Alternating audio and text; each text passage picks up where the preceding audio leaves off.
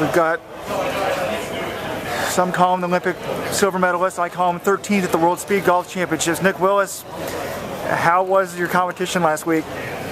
13th sounds good, but I embarrassed myself in that second round, but it's so much fun out there. It's such an amazing facility. I've never played a course worth more than $50, let alone $270 around. Some incredible golfers out there, and I think Bernard and I got caught up in the whole hype of being at this facility, and we did what it would be the equivalent of running 3 times a day going into a marathon race, and the fatigue got a hold of me and I could barely pick up the club on that final round. I didn't get any good shots off, but it was a lot of fun. What does 13th get you? Is there any prize money? How does that work? I think top 8 got prize money. It paid pretty similar to what the old Golden League prize money was. 15 grand down to 1,000 I think for 8th place, so I was in 6th after the first round, and that would have been a nice little take home, but I guess 13th meant that I wasn't in the latter half of the field, but somewhere around midfield, and maybe if I'm lucky I'll get another invite next year. Yeah, how does that work? Do they just pick people that they want to play, or how do you get it? There's no qualifying like the PGA Tour, is there? Well, no, it's very, very young sport, so they're basically trying to find people that will help fill up the fields that would have the right sort of credentials, I suppose, whether it be from the running or the golfing or the both backgrounds. But the goal ideally would be that they would have an automatic qualifying spot based on the previous year, and then have some qualifying tournaments. So we've already been in discussions with them about, there's another guy, David Denya from Ann Arbor, who was in the tournament. He got 9th, and he's keen to put on one in Ann Arbor, and I'd be happy to help him out. And maybe we'll invite all of those runners who fancy themselves out on the links to use that as a chance to test their wares in this crazy but addictive sport, and give it a go, and maybe that will qualify them to go to Bandon Dunes next year. Right. Like during the season when you're training, like how often do you play golf? Like how does that work? During racing season I don't play any.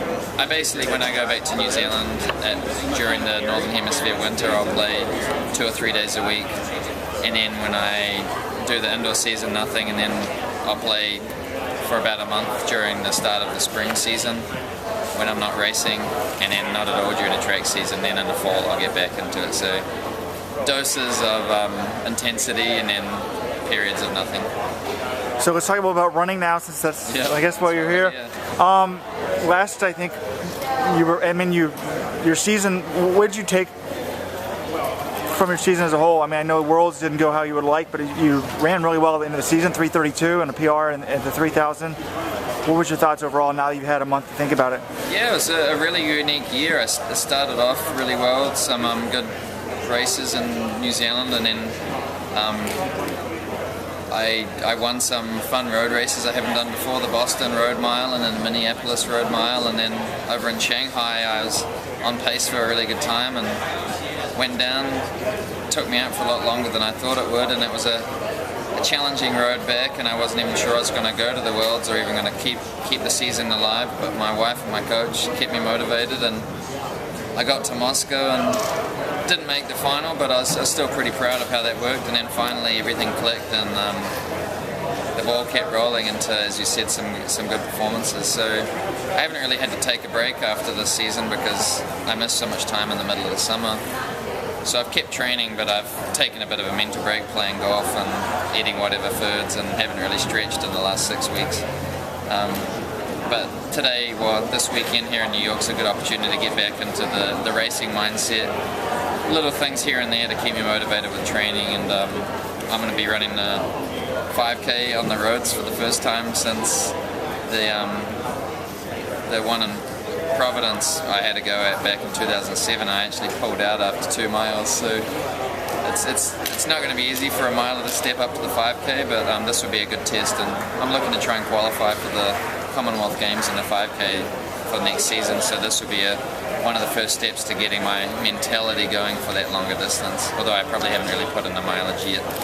So looking ahead to 2014, what are the goals and what's the focus going to be?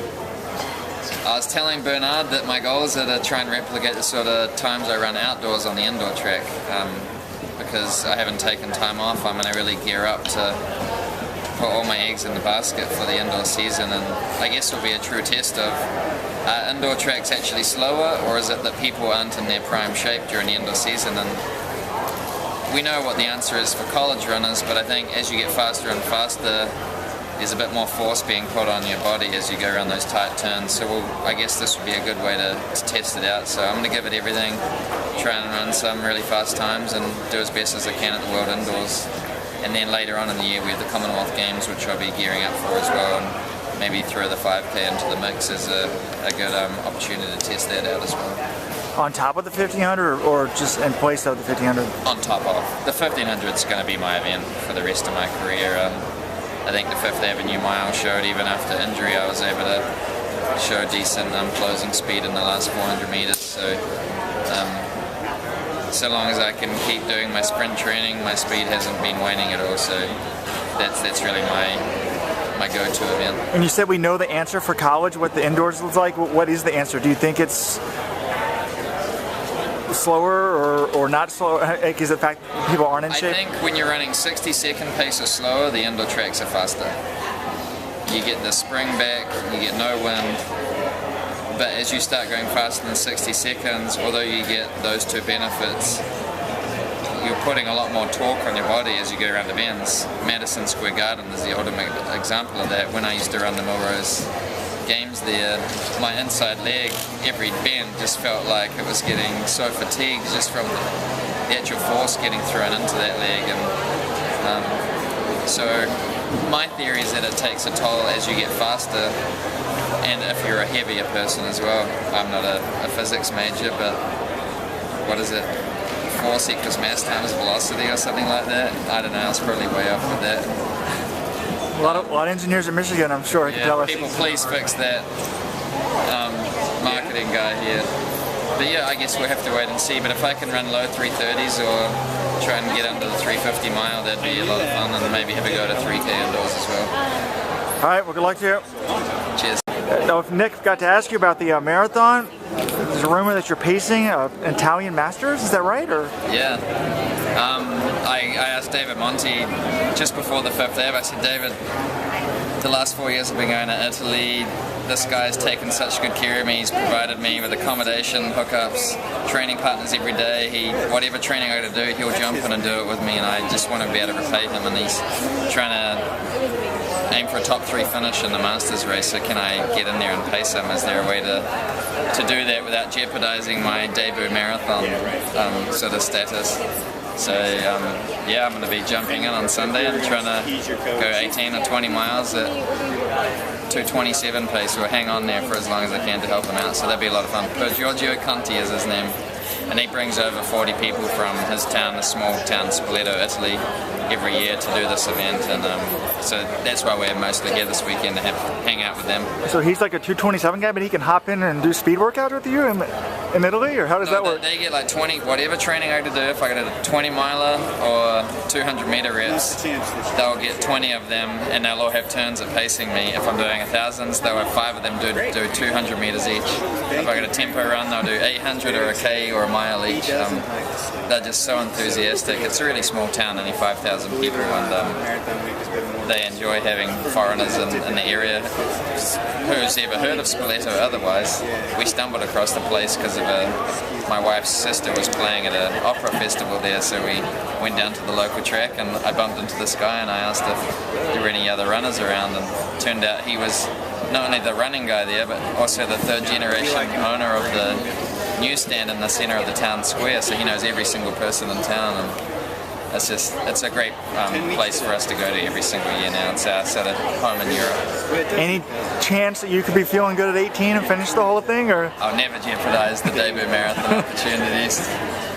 We got to get to have the debut 10,000 first, right? Yeah, I've done one at